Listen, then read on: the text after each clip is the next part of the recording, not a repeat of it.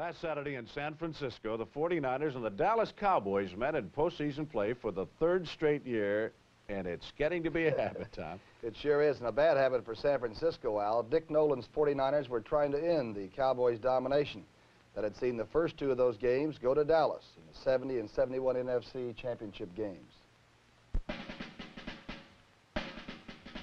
Candlestick Park in San Francisco was the site of a rematch between the 49ers and the Cowboys.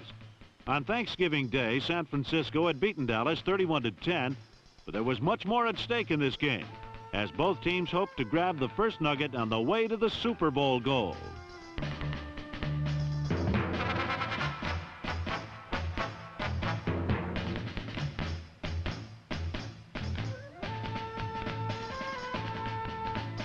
The 49ers qualified for the playoffs on John Brody's 2 last-period touchdown passes on the regular season's last date. This is typical of their air-oriented attack, as combined, he and backup Steve Spurrier threw the most touchdown passes in the NFL.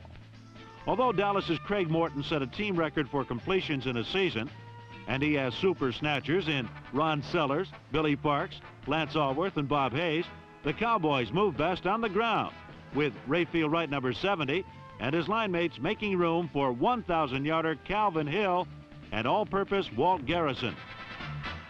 So it was the air-conscious San Francisco 49ers against the ground-grabbing Dallas Cowboys, as both hoped for an early Christmas gift from Cycling Santa, advancement to the conference championship game.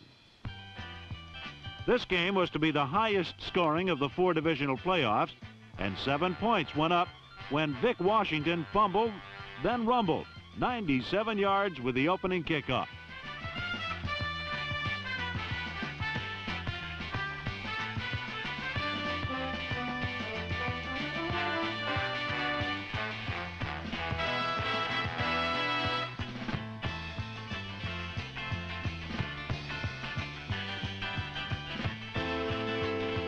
Washington crossed the Dallas goal line just 17 seconds into the game.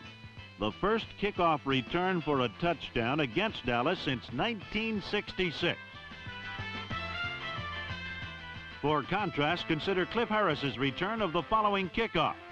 He went only 1/4 as far and went down twice as hard.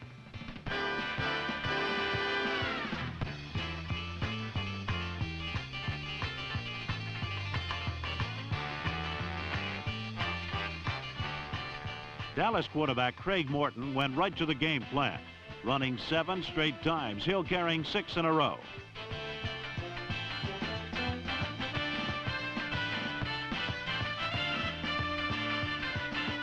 Dallas reached the 49er 30 before stalling and calling on Tony Fritz.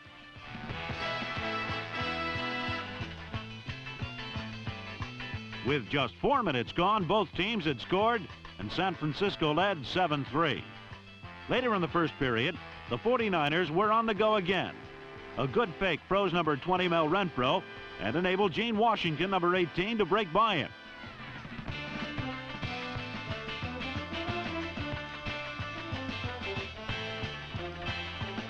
The play gained 52 yards, and from the Dallas 28, Brody tried the Brody to Vic Washington to John Eisenbarger to Brody to Gene Washington pass, but Charlie Waters intercepted the underthrown ball.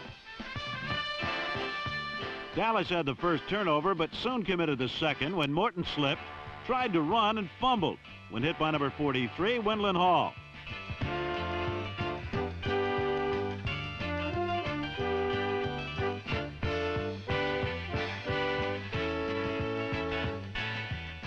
Hall, a rookie, was starting for the injured Mel Phillips, and he was to be a critical character in the outcome of the game. Early in the second quarter, San Francisco cashed the break when Larry Schreiber busted in from the 1. Ted Kwolek signaled touchdown, and the 49ers led 14-3. On Dallas's next possession, they again turned it over. Rushed hard by the league's best sacking line, Morton underthrew, and Skip Vanderbunt, number 52, intercepted.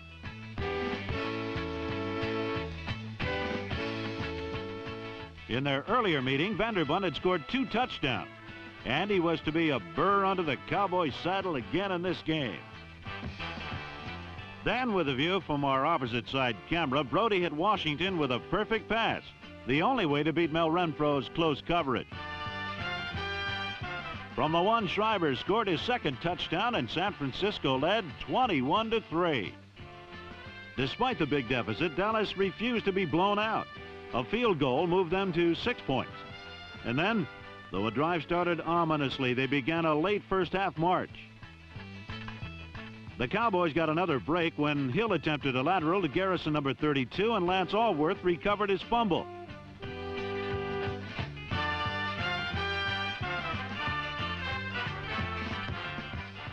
Still another break occurred when Jimmy Johnson slipped, leaving Allworth wide open.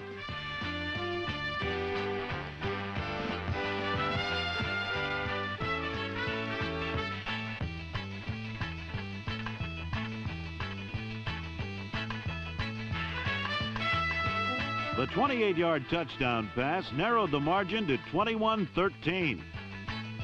Though Dallas had been outplayed and had practically given San Francisco 3 touchdowns on a kickoff return and 2 turnovers inside the 20, they kept their poise. Now trailing by just 8, Dallas was still very much in the game.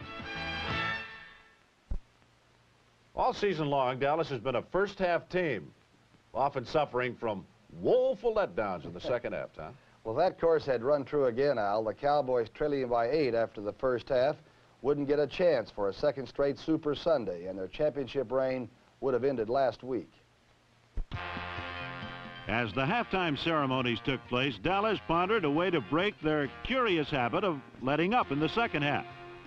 Indeed, down by 8, a second-half skid would cost them a chance to repeat in the Super Bowl. But things weren't any better in this game, as Morton's pass went through Billy Parks' hands right to Mr. Vanderbunt again.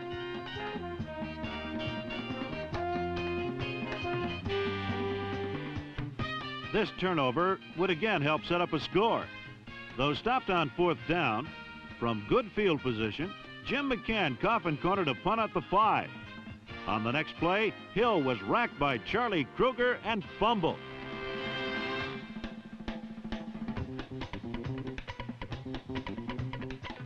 After a struggle, Wendland Hall again made his presence known. To this point, the rookie had set up 1 score by forcing a fumble, and now with this recovery, he set up Schreiber's 3rd short plunge. With 20 minutes left, Dallas trailed by 15.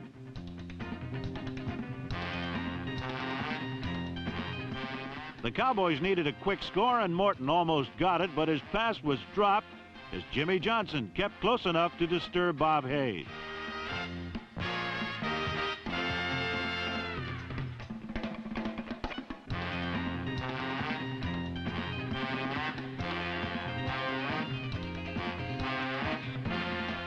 That was it for Morton.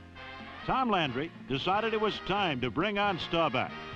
Injured early in the season, he had thrown just 20 passes for the year. He has been ready for quite a while now, but Landry had stuck with Morton. However, Staubach was not to be the Messiah just yet, as he showed he could still scramble but fumbled on his first series.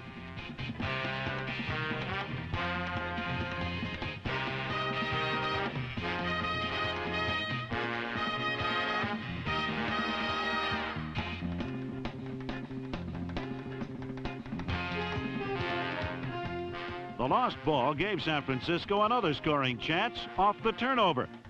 But this time, Bruce Gossett missed a field goal from the 32.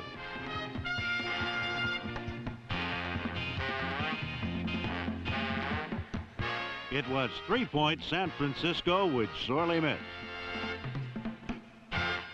It was at this point that Dallas head coach Tom Landry showed his true genius. First, a great run by Hill made his play selection look good. But when stopped on 4th down, Landry did not gamble, settled for a field goal to get within less than 2 touchdowns at 28-16. With 5 minutes left, the Cowboys were stopped again as the 49ers trapped the nearly unsackable Staubach for the 4th time.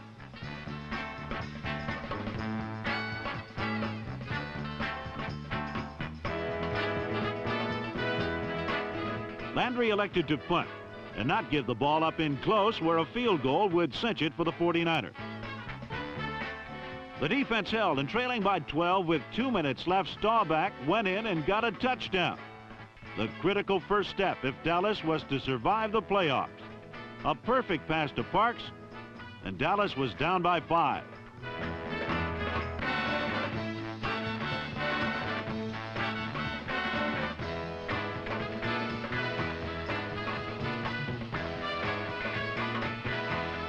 Now only 90 seconds remain, and an onside kick was Dallas's only chance. San Francisco knew it, but it worked. The ball bounced off Preston Riley, and Renfro recovered. Less than a minute and a half remained for Dallas's last run at a berth in the conference championship game.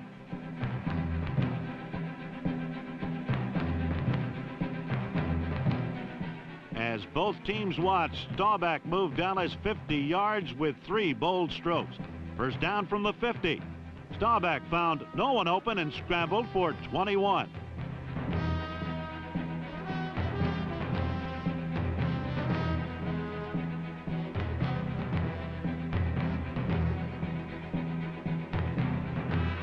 First down from the 29. Staubach hit Parks with a perfect sideline pass.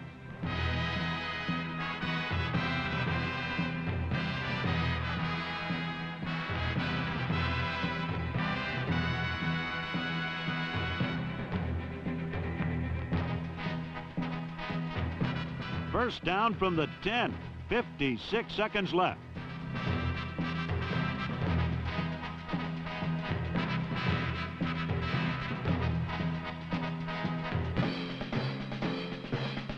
Staubach's bullet pass past Winland Hall found Sellers and climaxed an incredible comeback. San Francisco would get the ball again but could not score. Dallas had taken the first step on a return to the Super Bowl.